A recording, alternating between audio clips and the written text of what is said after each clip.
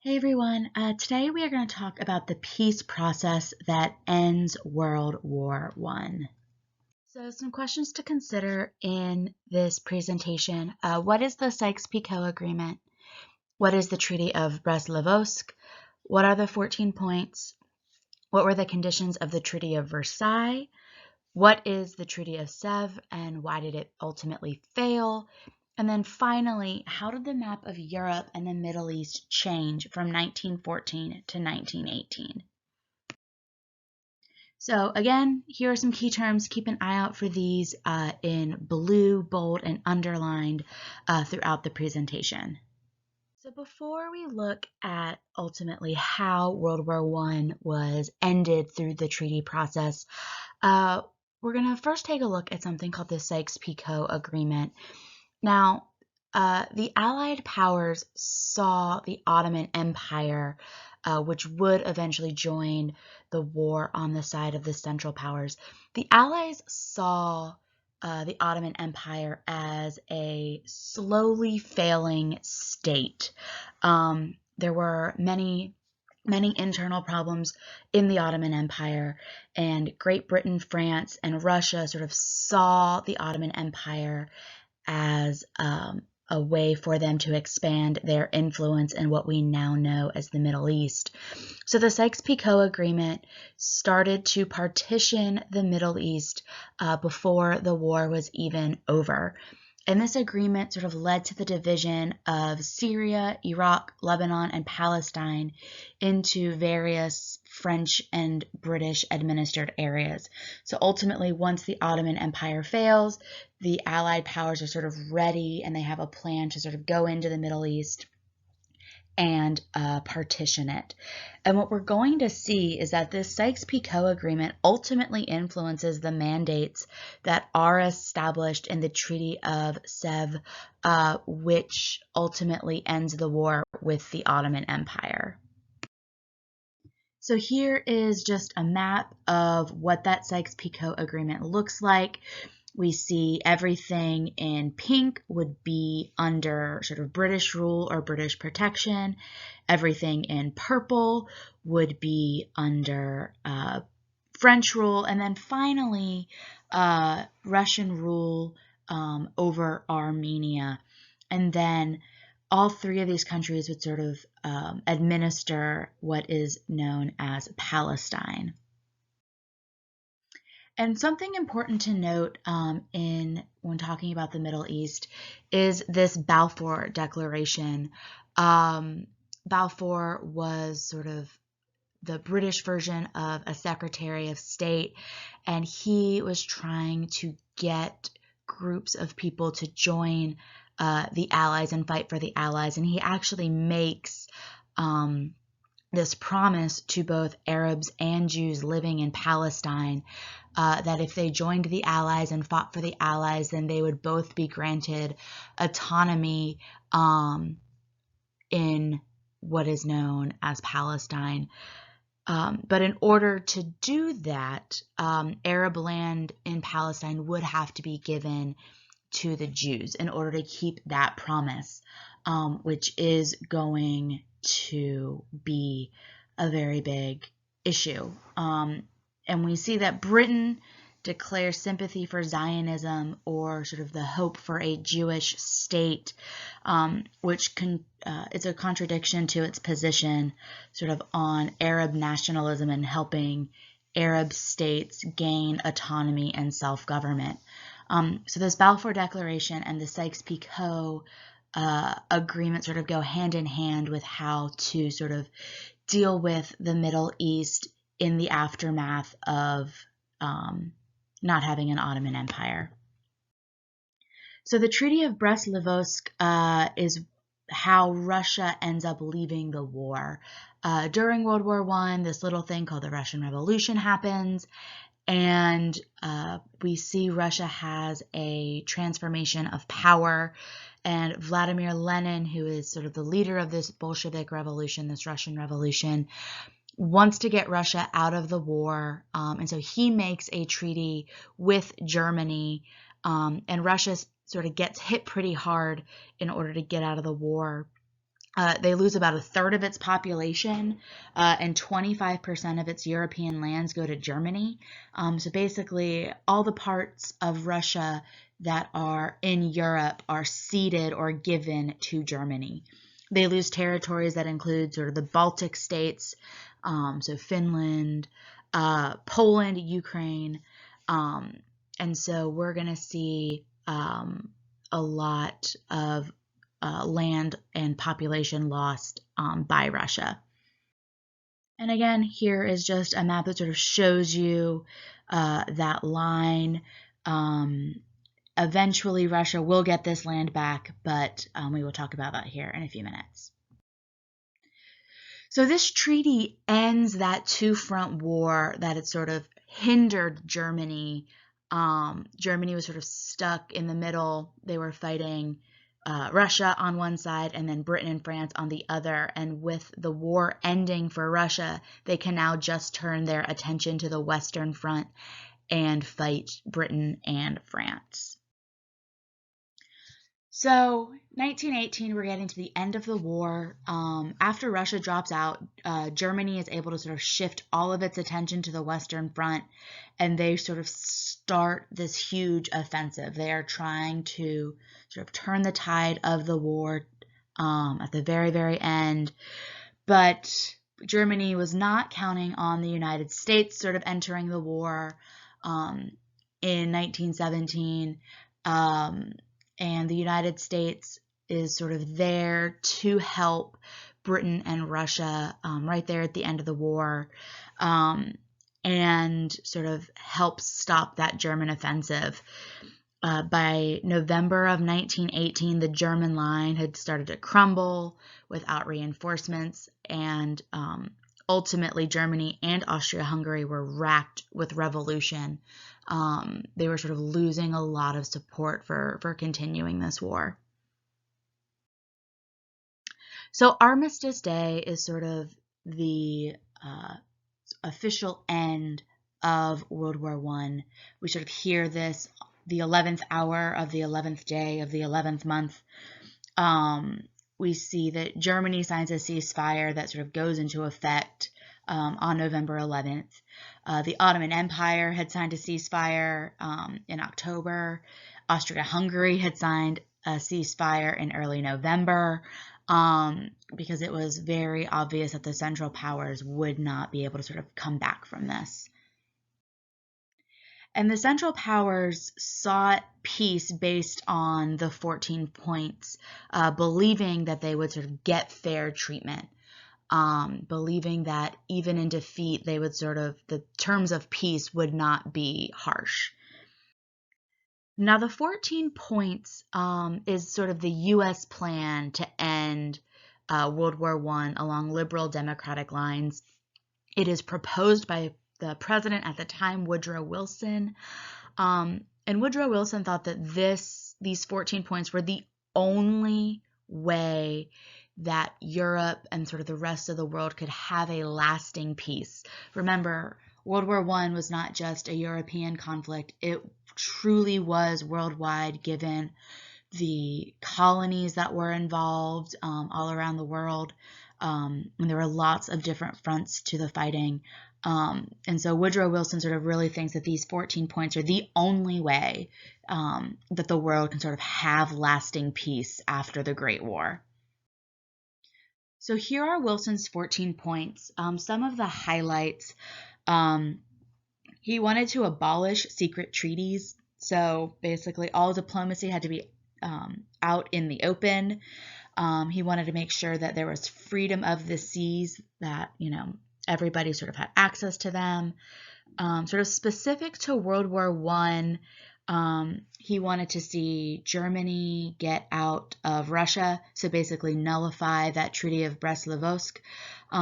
He wanted to make sure Belgium was sort of restored, adjusting Italy's borders, restoring the Balkans, which is where this whole war started, an independent Poland, and then finally, he really wants to create this international organization to provide collective security and sort of keep the peace among nations. That's sort of his big thing. So once the ceasefire with Germany is signed, we see that negotiations will begin in Paris to sort of officially end the war. And so we see delegates representing 32 countries attend. However, those negotiations are dominated by what we know as the Big Four. So David Lloyd George from Great Britain, George Clemenceau from France, Woodrow Wilson of the United States, and Vittorio Orlando of Italy. And what's important to note here is that the Central Powers are excluded. They are not invited to the Paris Peace Conference. Germany and its allies would not be involved at all in deciding the peace. Whatever the allies sort of decided, that is what would happen. And this is sort of a big departure from 100 years before, when Clemens von Metternich is inviting France to the table at the Congress of Vienna to try to restore the balance of Europe. And so we really see that the peace to end World War I is going to be dominated by the Big Four.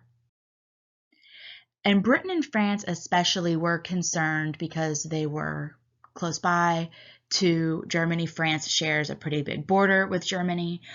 They're concerned about national security, and they want to make Germany pay. They want to make Germany suffer. And that is how both Britain and France, especially France, sort of approach these negotiations, as they want to make Germany pay. And they do. The Treaty of Versailles punishes Germany wholeheartedly. Germany has to accept blame for starting the war. They have to pay reparations to Great Britain and France. They had to reduce the size of their army and navy. They lose all of their colonies in the world. They see they are stripped of specific German territory. We see German territory is given to the newly independent Poland, Denmark, France, Belgium, Czechoslovakia, Lithuania. And Germany's defeat sort of nullifies that Treaty of Brest-Litovsk. So Germany does pay. Germany is hit really hard by the Treaty of Versailles. So in the Treaty of Versailles, there is sort of what we come to know as the War Guilt Clause. Article 231 of the Treaty of Versailles places the sole blame for the war on Germany. And it sort of serves as the legal basis to make Germany pay reparations. They make Germany accept the fact that they started the war, and this is sort of the way that Britain and France can then have a legal basis to claim reparations. And Germans view this clause as a national humiliation to accept the blame for this war. It does not go over well in Germany. So speaking about those reparations, Germany was not the only Central Power required to pay reparations, but it turns out that they were sort of the only ones who would eventually pay reparations. All the other countries other than Germany had their reparations canceled sort of due to financial situations. Having an economy recover from war is tough. And so all the Central Powers were sort of required to pay, but what we're going to see is that the only time that it is enforced is with Germany. And those reparations were about $33 billion US dollars in 1919. And 33 billion is a lot. And those reparations were sort of used to cover civilian damage that was caused during the war. And again, Germans saw reparations as a national humiliation. They have to accept that they started the war. They have to accept sort of paying all of this money back to their historic rivals. It is a bitter pill to swallow. It is a bitter pill to swallow. So the Treaty of Versailles, lastly, also establishes mandates for former German colonies and territories. So Germany loses all of its colonial possessions around the world, sort of specifically in Africa and then in the Pacific. And the Treaty of Versailles establishes these mandates, which are territories that are going to be governed by the League of Nations until they are judged ready for independence. And so all of Germany's territory all over the world is ultimately split into mandates and given to a variety of allied countries, including France and Belgium, Great Britain, Portugal, Japan, Australia, and New Zealand. All of those allied powers end up receiving mandates that were former German colonies. And so one of the most important points of Wilson's 14 points was this creation of an international organization to provide collective security. And this would become the League of Nations. This is sort of Woodrow Wilson's baby, if you will. Woodrow Wilson really thought that the way to keep lasting peace is to have an international organization that sort of promotes cooperation between countries. And so we see that the League of Nations sort of forms.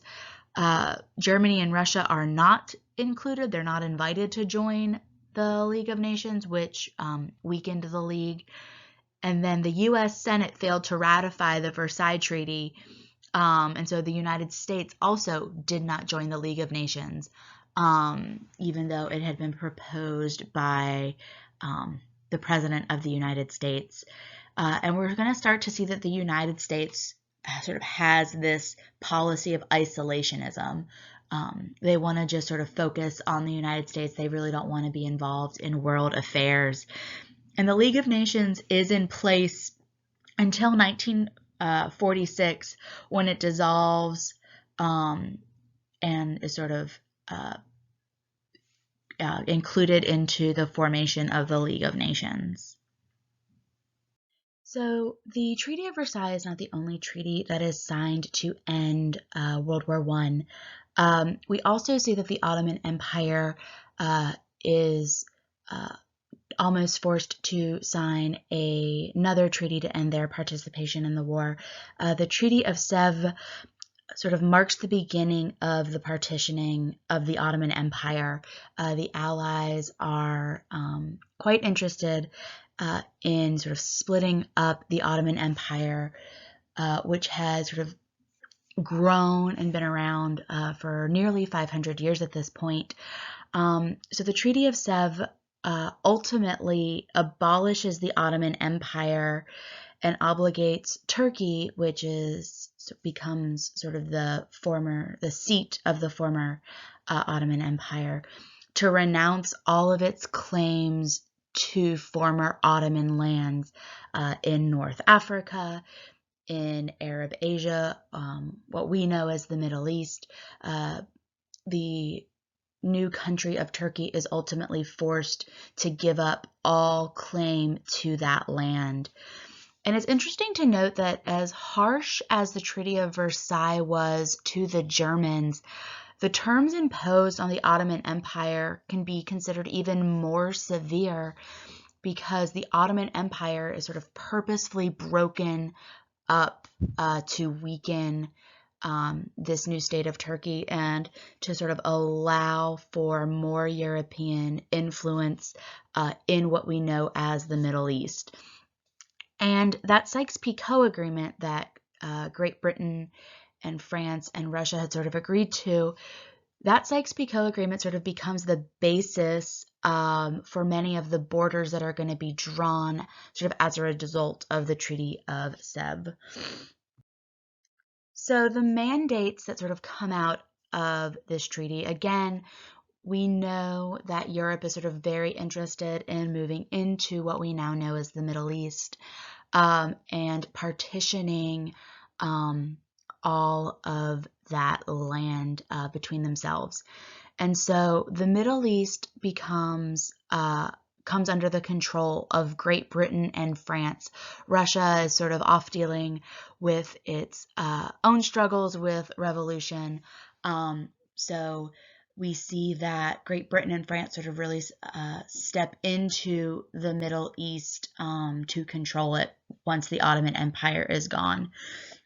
And the borders of the mandates that were drawn under this treaty led to the modern borders we see in Iraq, Israel, and the Palestinian territories, Jordan, Lebanon, and Syria.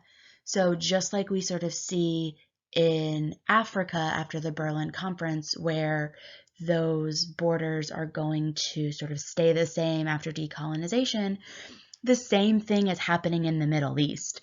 Europe has drawn the borders, and those borders will stay in place through today. So this is a map of ultimately what the Middle East begins to look like under British and French control. We see the countries that would become Syria and Lebanon are sort of fully under French control.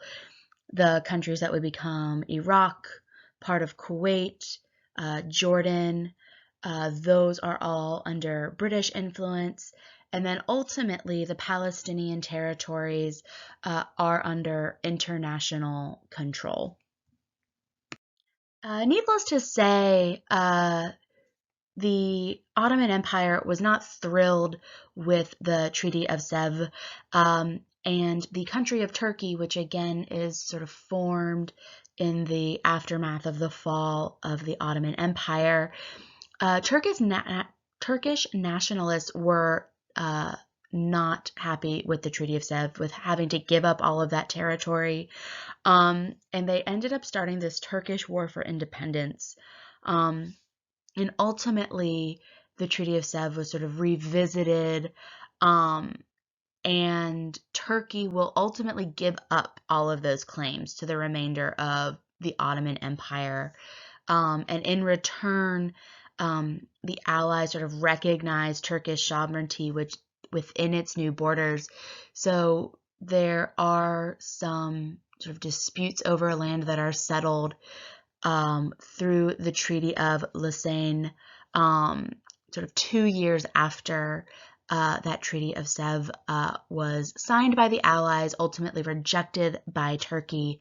And so Turkey does end up giving up all of its other claims to the Ottoman Empire, and their sovereignty within their borders is established.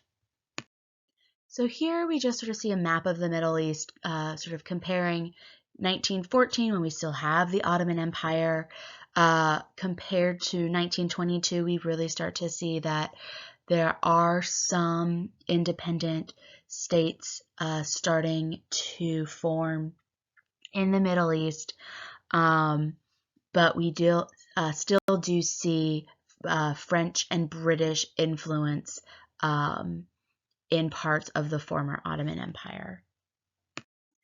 So here we see a map of pre-World War I Europe.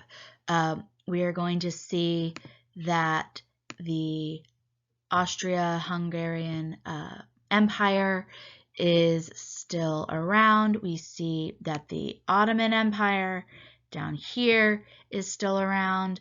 We're also going to see sort of in this area of the Balkans that there are sort of some independent countries who have sort of broken away from Austria-Hungary. But we're going to start to really quickly see that this map changes after World War I. One of the main points of Wilson's 14 points is self-determination. And self-determination is basically this idea that people should govern themselves. It's sort of really based in nationalism. And so we are going to see that this map very quickly changes in a very short period of time. And here is Europe post World War I. We see that the Austria-Hungarian Empire has been sort of split up. We've got Czechoslovakia, Austria, Hungary, Romania, sort of been built out. We see the establishment of Poland, and then we also see all of these new Balkan states. We also see that there is the formation of this country, Yugoslavia. So even though there were some independent countries like Serbia, sort of in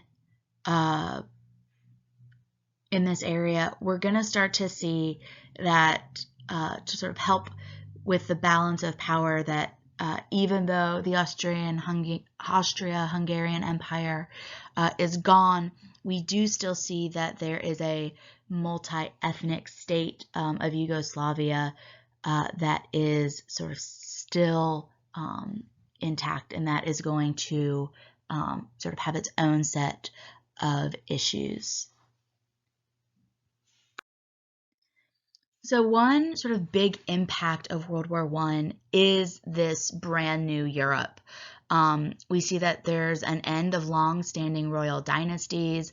Austria, Russia, Germany, the Ottoman Empire, all of them sort of have these royal dynasties, and all of them lose them by the end of World War I. We see that there are a bunch of new states that are established. Albania sort of regains its sovereignty. And then Germany is actually split in two by Poland.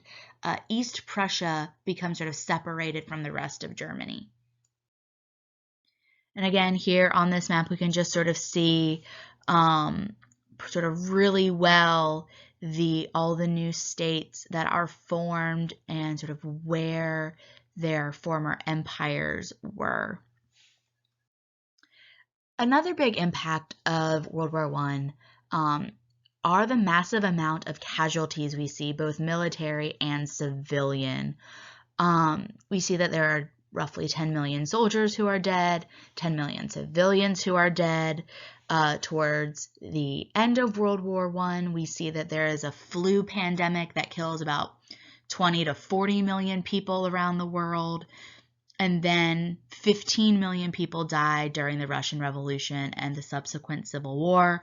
So these 4 years, 1914 to 1918, there's a lot of death. There's a lot of death going on in the world. And so here we just sort of see a map of sort of the percentage of deaths. We see that the Central Powers had about 44% of the deaths, whereas the Allies had about 56% of those deaths. So of those military deaths, with the Central Powers, we see Germany sort of has the biggest number of casualties. They suffer about 52% of the losses with the Central Powers. And then for the Allied powers, we see Russia and then also France sort of suffer many deaths. So a lot of death coming out of World War I. So we've kind of talked about a lot of different shifts in maps in the Middle East, in Europe, we've talked about the establishment of mandates in certain parts of the world. So this ultimately is a map of the world in 1818. So after World War I is over, after sort of mandates have been established sort of all over the world. And so we really do see that Europe still does have a lot of influence in a lot of places all over the world. But we're going to start to see this map slowly change as we move into the 20th century. So some key takeaways. I know this was a bit of a longer video, but treaties were sort of all over the place in World War I. We see that there are treaties to partition the Middle East before the official end of the war. We see there are treaties to remove Russia from the war so they can focus on their own revolution. And we really see that the big sort of takeaway from the peace process is it is mostly negotiated treaties. Now, whether or not those treaties are ultimately considered fair is something to talk about another time. But we do see President Woodrow Wilson of the United States sort of trying to promote peace around the world to prevent a war like this from ever happening again. The Treaty of Versailles ultimately placed the blame of the war on Germany, which led to a lot of national humiliation. And then ultimately the Treaty of Sèvres partitioned the Middle East, and we're going to see that colonial borders in sort of 1920 are the borders we are going to see today. So thanks so much for sticking with me. Have a great day, and I will talk to you all later.